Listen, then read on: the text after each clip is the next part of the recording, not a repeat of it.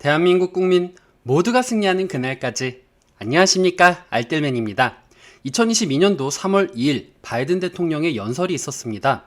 해당 내용을 추려서 제가 정리를 간단하게 하느니라고 텍스트 위주로 PPT를 만든 점 미리 사과의 말씀을 드리고요. 여기서 우리가 어떤 투자 포인트를 얻을 수 있을지 한번 고민해보는 시간 가져봤으면 좋겠습니다. 먼저 지정학적 리스크에 대해서 미국은 우크라이나와 힘을 합치겠다, 독재자들의 위협으로부터 국민을 지키겠고 유럽연합 27개국과 단합하여서 푸틴을 고립시킬 것이다 라고 이야기를 했습니다. 또한 법무부가 전담반을 만들어서 러시아의 범죄 행위를 추적을 할 것이며 유럽 동맹국들과 연합해서 러시아를 고립시키고 모든 항공편을 차단하겠다라고 이야기를 했습니다. 또 우리는 여전히 우크라이나에 군사적 지원, 인도적 지원 10억 달러 이상의 직접적 원조를 하고 있다라고 밝혔고요. 우리 군대는 우크라이나에서 러시아군과 충돌하지 않을 것이다 라고 딱 잘라 이야기를 했습니다. 우리 군대는 싸우기 위해 러시아에 가는 것이 아니다. 푸틴이 서쪽으로 이동하기로 결정해서 움직일 경우를 대비해서 나토 연합국을 방어하기 위해 유럽으로 가는 것이다 라고 이야기를 했습니다. 원유 상승과 관련된 이야기도 했는데요. 오늘 밤 저는 30개국과 협력하여서 6천만 배럴의 석유를 전 세계 매장지로부터 방출했습니다. 미국이 이런 노력을 주도할 것입니다 라고 이야기를 했습니다. 인프라 투자에 대해서도 말이 나왔습니다. 작년 미국에 650만 개의 일자리를 창출을 했고 미국은 지구상에서 가장 좋은 도로와 교량을 가지고 있었다. 우리의 인프라는 세계 13위고 그걸 고치지 않게 된다라고 하면은 21세기에 일자리를 놓고서 절대 경쟁력을 갖추지 못할 것이다. 이로 인해서 초당적 인프라 투자는 매우 중요한 부분이다 라고 언급을 했습니다. 이를 가능하게 한 양당 의원들에게 감사 인사를 전하고 이제 우리는 인프라 시대를 맞이하게 될 것이다. 이것은 중국을 이길 수 있는 방법이 될 것이다 라고 이야기를 했습니다. 미국 전역에 도로항공, 항구, 수로를 새로 함으로써 수백만 명의 미국인들에게 좋은 일자리를 창출할 것이다 라고 이야기를 했습니다. 50만 개의 전기자동차 충전소를 전국 네트워크에서 구축할 것이라고 했고 모든 낫과 파이프를 교체할 것이다. 그래서 미국인들이 깨끗한 물을 마실 수 있게 할 것이다 라고 이야기를 했습니다. 저렴한 초고속 인터넷을 모든 미국인들에게 제공할 것이다 라고 이야기를 했는데요. 여기까지는 이미 많은 뉴스라던가 기사에서 우리가 접한 내용입니다.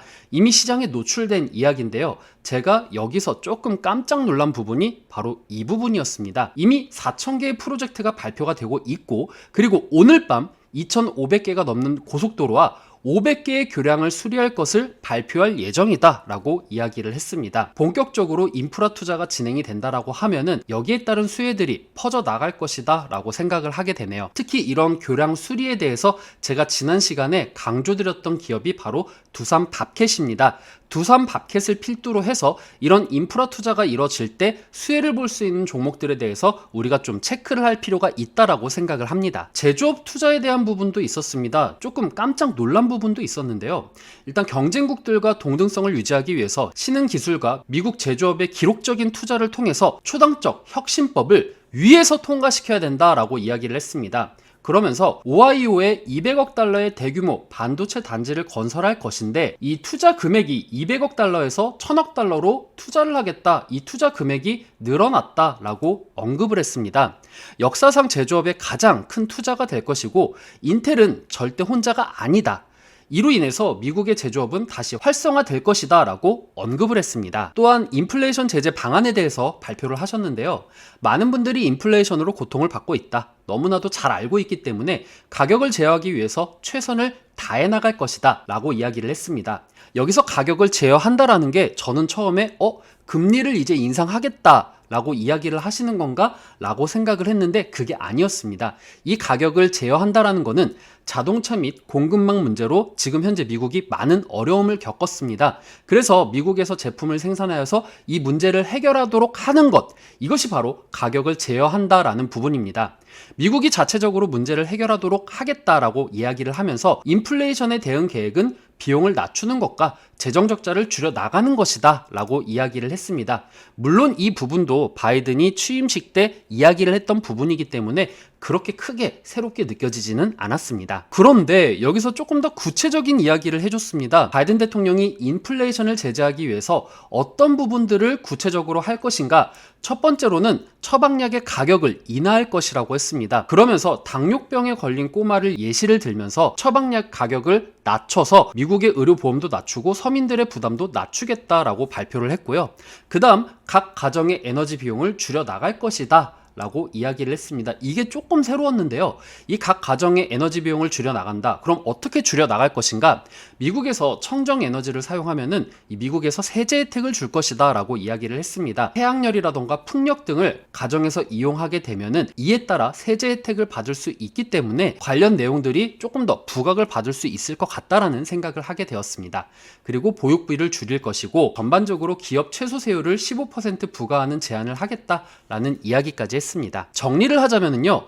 전략적 비축유에 대한 얘기가 나왔지만 이것은 오늘 제가 알뜰맨의 시향 따라잡기에서 말씀드린 대로 이 전략적 비축유 6천만 배럴을 방출하는 것은 당장에 유가 완화를 시킬 수는 있겠지만 그 양이 러시아의 원유를 감당할 정도는 아니기 때문에 이것에 대한 큰 기대를 갖기는 조금 어려울 것 같다. 유가가 당장에 $100 이상에서 $90로 떨어질 수도 있겠지만 다시 $100로 올라갈 수 있을 것이다 라는 전망도 있기 때문에 여러분들이 이런 것에 너무 휘둘리지는 말았으면 좋겠다라는 생각이 듭니다. 또한 제일 중요한 부분이 오늘 밤 2,500개가 넘는 고속도로와 500개의 교량의 수리가 들어갈 것이다 라고 이야기가 나온 점입니다. 아직 두산 밥켓이 1.44% 상승을 하고 있는데 의미 있는 상승률은 아니지만 이것들이 발표가 되고 실질적인 기사들이 나오게 된다라고 하면은 두산 밥켓에 대해서도 조금 집중이 되지 않을까라는 생각을 하게 되었습니다. 그 다음 전기차 충전소가 설치가 될 것인데 이것도 이미 나와 있는 얘기이기 때문에 충전소가 설치가 될 것이다 라고 하면은 지난 시간에 댓글로 어떤 분께서 차지 포인트에 대해서 어떻게 생각하십니까? 라고 이야기를 했는데 이 차지 포인트가 이 전기차 충전소 설치에 따라서 이에 맞춰서 상승 흐름을 가지 않을까라는 생각을 하게 되었습니다. 그리고 파이프를 교체하고 값싼 인터넷을 보급하겠다. 바이든의 인프라 정책에서 5% 정도의 비중이 그렇게 크진 않지만 그래도 인터넷에 대한 보급, 5G에 대한 부분이 분명히 들어있는 부분입니다. 이것들도 어떻게 돌아가는지 추이를 지켜보시면은 5G 관련주들이 여기에 맞춰서 상승 흐름을 탈 수가 있을 것이다 라고 생각을 하기 때문에 여러분들이 지금 당장 5G를 사라 이런 것보다는 이런 추이를 보면서 5G에 대해서 공부를 하시는 게 좀 더 좋지 않을까라는 생각을 하게 되었습니다. 그리고 제일 중요한 오하이오에 $1,000억 투자할 것이다 라는 부분입니다. 기존에 $200억 달러에서 상승된 부분이기 때문에 이런 부분이 더 집중이 될 수 있다라고 생각이 되는데요. 지난 시간에 알뜰맨의 시황 따라잡기에서 말씀드린 대로 인텔의 파운드리 증설의 수혜주로는 원익-QNC, 월덱스, TSE, ISC, 코미코, 아이윈스, 유진테크, 인텍플렉스, 한미반도체가 있습니다. 저는 조금 더 관심이 가는 것이 한미반도체, 유진테크, 코미코에 조금 더 관심이 갑니다. 그래서 여러분들께서 이런 것에 조금 더 공부를 하시면서 그래 16일 날 FOMC 회의 이후에 증시가 안정 흐름을 간다라고 했었을 때 실질적으로 수혜를 받는 내가 반도체 장비주에 대해서 관심을 갖고 있다 하시는 분들은 해당 주식에 대해서 공부를 조금 더 하셔서 16일 이후에 내가 어떤 주식을 살 것인가 공부를 하시면서 선택을 하시는 게 조금 더 좋지 않을까라는 생각을 하게 되었습니다. 별다른 특별한 부분은 없었지만 가장 눈에 띄는 부분이 각 가정의 에너지 비용을 줄여 나가면서 미국의 청정 에너지를 사용하면 미국에서 세제 혜택을 줄 것이다 라는 부분이 조금 새롭게 느껴졌는데요. 이 부분 때문에 지금 유가 가격 올라가고 있고 청정 에너지에 대해서 관심을 받고 있는 만큼 이 부분에 있어서 우리가 투자 포인트로 공부를 하는 것이 좀 더 좋을 것 같다라는 생각도 들긴 했습니다. 오늘 내용 괜찮았다 생각되시는 분들은 하단에 구독과 좋아요, 알람 설정을 눌러주시면 제가 영상을 만드는데 큰 힘이 될 것 같습니다. 오늘도 시청해주셔서 감사합니다.